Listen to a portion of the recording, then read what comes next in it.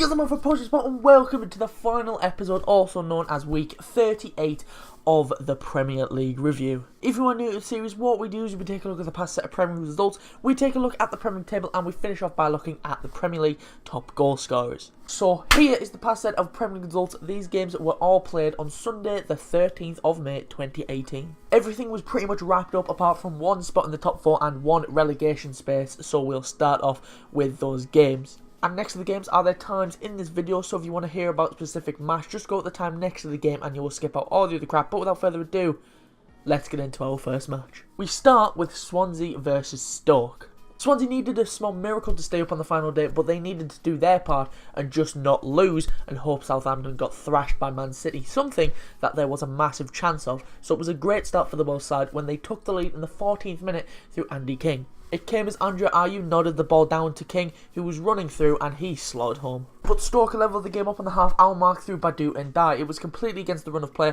but we shouldn't take anything away from the move, as Xherdan Shaqiri broke away from the pack, played the ball over the top, and Dye manages to control it despite a really awkward bounce and lift it over the keeper and into the back of the net. And Stoke took the lead 10 minutes later through Peter Crouch, a typical Peter Crouch goal as a free kick was swung into the middle. Crouch got in between the defenders and nodded it home. And Stoke got the perfect chance to add more misery onto the Swans when they were given a penalty in the 55th minute after a handball in the box. Blatant handball, ref pointing to the spot. Xherdan Shaqiri stepped up to take it, but it was quite a tame penalty and Fabianski got down and palmed it away. And as the game ended, Swansea tried and tried in the second half, but they just couldn't find the net to equalise. But even then, it wouldn't have been enough, as Swansea are the final team to be relegated into the Championship. It's been a good 7 years. I remember at the start of their run in the Prem, they were beating some good teams. I remember a few seasons ago, they beat Man United early in the season, so that was a laugh. I can see Swansea coming straight back up because they've got some good players for their championship, but they will have to deal with the inevitability of a ton of players leaving. I can see both the Ayew brothers jumping ship, and also I can see Lucas Fabianski, their goalkeeper.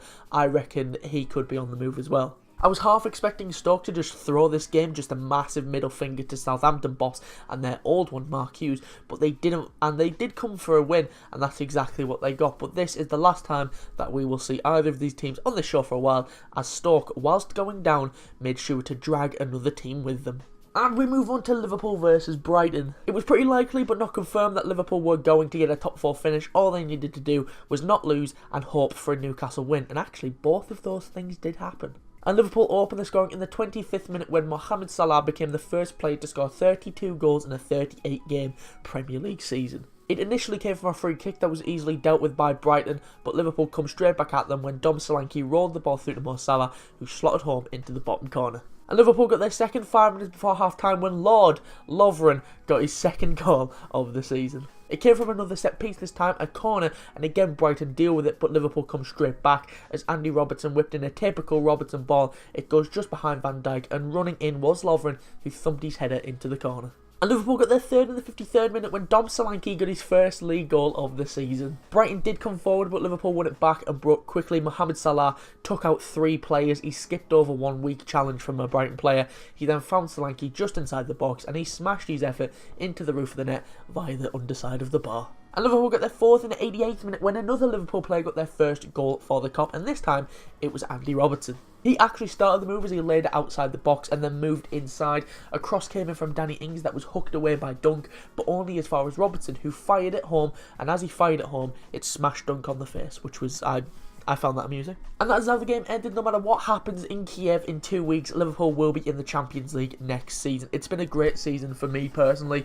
We've played some great football. Yes, we didn't do too well in the English Cup competitions, but we have an opportunity to win the biggest club competition in the world. Brighton ended their first season in the Premier League with a loss, but it's nothing on them. It mainly goes to show the strength of this Liverpool side. There were a few dodgy calls before the forced goal, as Liverpool should have had at least 1 penalty, and the Liverpool sides of old, they would have lost concentration, bottled it, but they kept their heads and smashed 4 past Brighton to secure a top 4 finish. And we move on to Tottenham versus Leicester. Leicester took the lead 5 minutes in through Jamie Vardy. Classic Leicester combo as Mahrez swung in a free kick from the left and Jamie Vardy met it at the near post and flicked his header into the far post. But Tottenham levelled the game up 3 minutes later through Harry Kane. A superb solo goal as he picked the ball up deep following a Danny Simpson mistake, and then he just strided forward before smashing a shot low past the keeper. But Leicester retook the lead in the 16th minute when Riyad Mahrez got the goal. The ball really should have been cleared as the ball came in the box, and it was a poor touch by Kyle Walker-Peters that sent the ball straight to Mahrez, who pounced on it and lashed it into the bottom corner. And Leicester made it 3-1 in the 47th minute when Kelechi Iheanacho got his third league goal of the season, and it was a bloody good one as well. He latched onto a poor defensive header from Eric Dyer. He then fought off Victor Wanyama before striking a miss out from about 25 yards out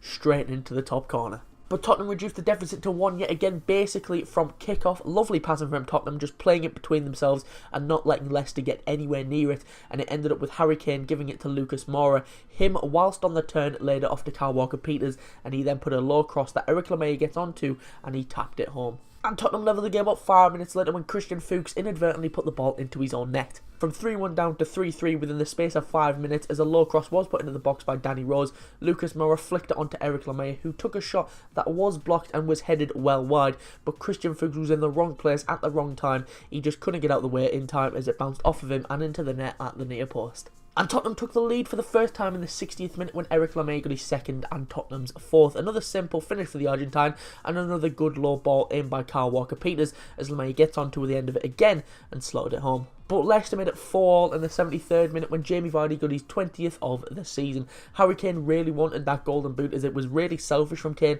as he should have laid it off, but instead he tried to go past his man and was tackled, and then Leicester broke, and almost instantly Leicester down the other end as Vardy got onto the end of a loose ball and smashed home into the roof of the net at the near post. But Tottenham retook the lead 3 minutes later when Harry Kane got his second of the match. Danny Rose gave the ball to Harry Kane, who then cut inside his man and curled it into the far corner. And that is how the game ended. What a mad game to end the season. What else can I really add? 9 goals, split the way that you'd really wanted them to be split. It was just a crazy game. Harry Kane did get his 30th league goal of the season, the first time that he's done that in the Premier League, but it wasn't enough, as for the first time in like 2 or 3 seasons, the Golden Boot has a new home. At times, Tottenham did look like they were going to finish 4th, but at the end of this mental game, Tottenham came out on top and ended up 3rd. And we move on to West Ham versus Everton. West Ham took the lead in the 40th minute when Manuel Lanzini got the opener. Kiatis started the move as he played it forward to Marko Arnautovic. His miscontrol actually ended up being the perfect pass to Lanzini, who placed his shot that went in at the far post. And West Ham doubled their lead 15 minutes into the second half when Marko Arnautovic bagged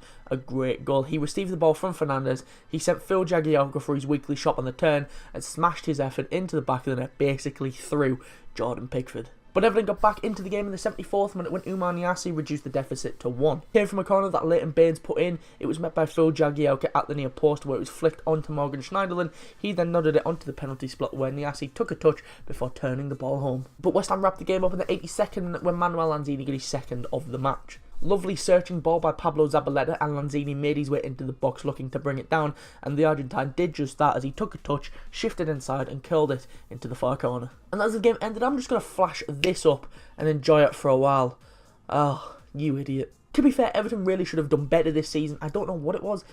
Maybe the styles of the managers didn't work, if it was something backstage. I'm not sure, but they have underperformed this season. They did end up in 8th, which, judging by their opener of the season where they were looking bad, they've got up there, it's fine. I personally can't see Sam Allardyce being at Everton next season, especially after this loss. The fans want him out desperately. I understand them a little bit, but not fully. Like, you were in a relegation fight when he joined and he's got you out and into a comfortable, top 10 finish. I don't know what else you want. Same can be said with West Ham. They were in a fight as well, but Moyes has come in and got them out of it, and comfortably so in the end as well, as both teams really had nothing to play for, but West Ham came out on top. And we move on to Newcastle versus Chelsea. Chelsea could have got in the top 4, but they needed a lot of things to go their way, and they failed at the main one when Newcastle took the lead in the 23rd minute through Dwight Gale. Chelsea defence were caught napping as Gale pounced into life. Thibaut Courtois palmed the ball away. Dwight Gale then run up, jumped up, headed home. Where was the Chelsea defence? He had the entirety of St James's Park. There was just no one on him. And Newcastle doubled their lead in the 60th minute when Ayoze Perez got his 5th goal in 8 league games. It came from a John Joe Shelvey shot/cross. To me, Shelvey tried to shoot here as it was low and hard, but I'm going to say luckily for him, Perez was there to flick it past Courtois. It was a good finish as well, to be fair. And Newcastle made it 3-0 2 minutes later when Ayoze Perez got his second of the match. John Joe Shelby again being in the middle of it as he pinged the free kick into the back post where Florian Lejeune squared it to Perez, who tapped home. And that's how the game ended. Rafa Benitez, once a red, always a red. The Liverpool legend not only gave Liverpool a helping hand by beating Chelsea, he also got a one-up against his former employers. Chelsea looked poor in this match. Perhaps they have their mindset on the FA Cup final.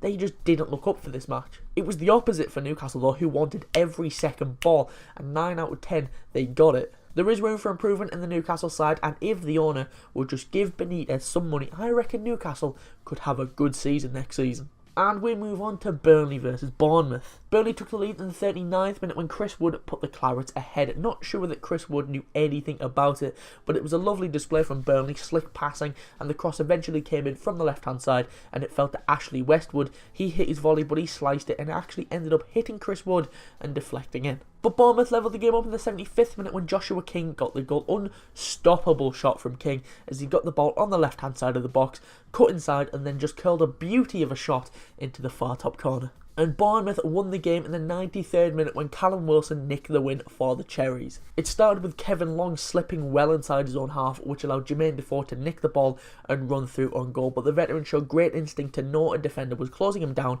opted to lay it off to Wilson, and he slotted home. And that's how the game ended, a damp end to what has been an extraordinary season for Burnley. Obviously, they would have liked to go out on a win, but it should take nothing away from the season that they've had, picking up a Europa League slot contrary to pretty much everyone's predictions at the start of the season. Bournemouth were much improved in the second half and have yet again survived quite comfortably as Callum Wilson nicked a win with one of the last kicks of the game. And we move on to Crystal Palace versus West Brom. It was a pretty quiet first half, but Crystal Palace did take the lead in the 70th minute through Wilfried Zaha. Wonderful play by Patrick Van Aanholt with the left backer making himself available with an overlapping run with incredible pace, and nobody can keep up with him, and when the ball came to him, he picked out Zaha with a great cross and Zaha turned it home. And Palace doubled their lead 8 minutes later when Van Aanholt added a goal to his day. He broke into the area, skipped around Ben Foster and just about squeezed in an effort at the near post just before a defender could clear it.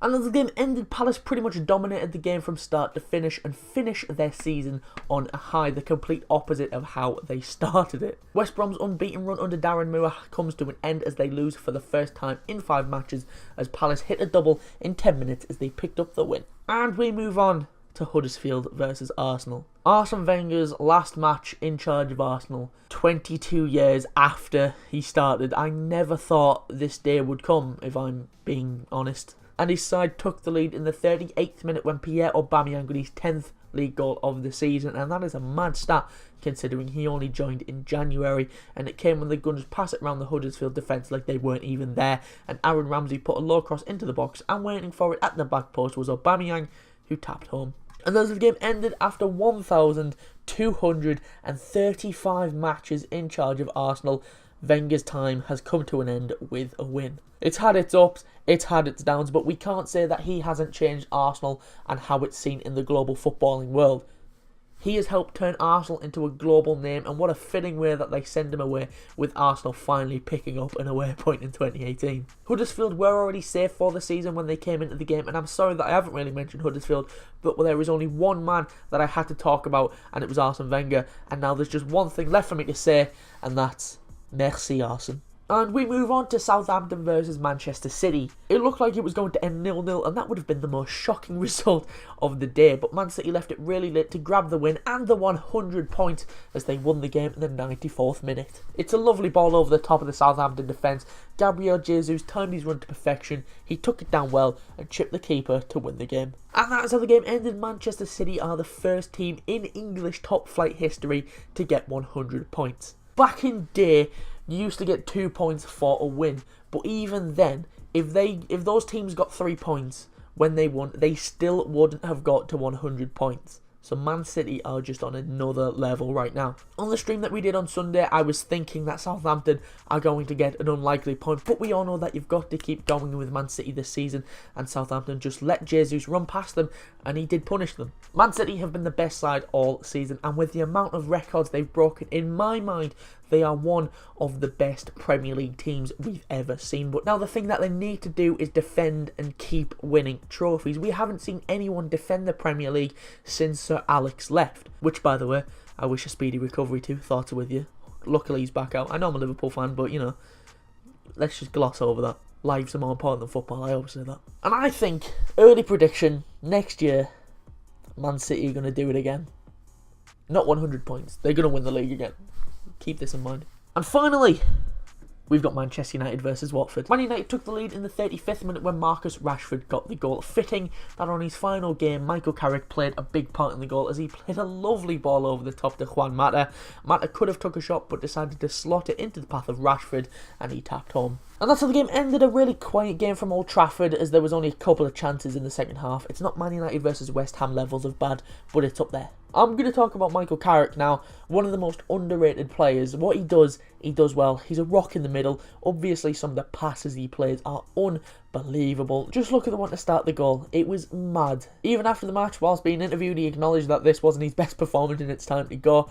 Well, Michael Carrick, I hope you enjoy your retirement from football, enjoy being a coach with Man United, and in his final match, he picked up a win. So that's all the games I've got for you this season. Before we go, let's take a look at the Premier League table and top goal scorers. Starting off with the Premier League table, and just like the final episode of last season, we'll take a look at the entire Premier League table. Starting with the bottom half of the table, and as you can see, West Brom, Stoke and Swansea make up the relegation zone and will be playing Championship football next season. Southampton left it late to stay up, Huddersfield secured their place at Chelsea midweek, Brighton are 15th, Watford are 14th, and West Ham ended up in 13th despite being close to the relegation zone earlier in the season. Bournemouth are 12th, who would have thought Crystal Palace are 11th after being bottom for about 2 months, and Newcastle had a great return to the Premier League, ending up in 10th. Moving on to the top half, and Leicester in 9th. Everton were also near the bottom for a while, but Big Sam managed to get them up to 8th. Burnley are going to be playing Europa League football next season. They ended a great season in 7th. Arsene Wenger's final season wasn't the one he would have liked as he ended 6th. Chelsea missed out on top 4 as they joined Arsenal and Burnley in the Europa League. Liverpool ended 4th, but they could be the ultimate winners of the season if they do the unthinkable in Kiev. Tottenham are 3rd and they ended their season in a mental way with a 9-goal thriller. Man United ended in 2nd for their highest finish since Sir Alex left. And Man City are the best team in England,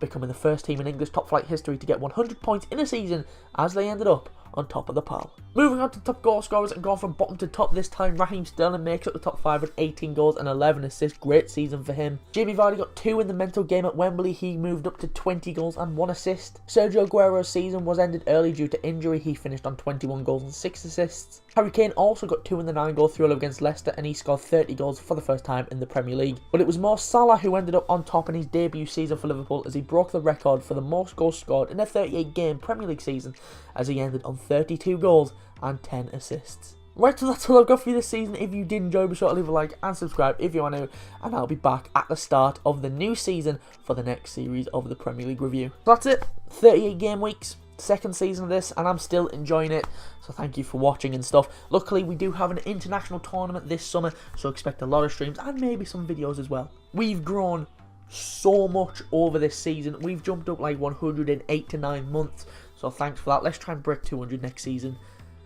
Yeah, maybe a grand. Let's 100k before the end of next season. I'm calling it now.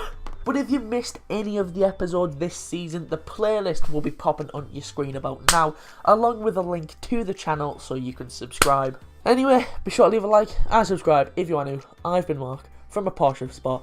Thank you for watching this season, and I will see you soon.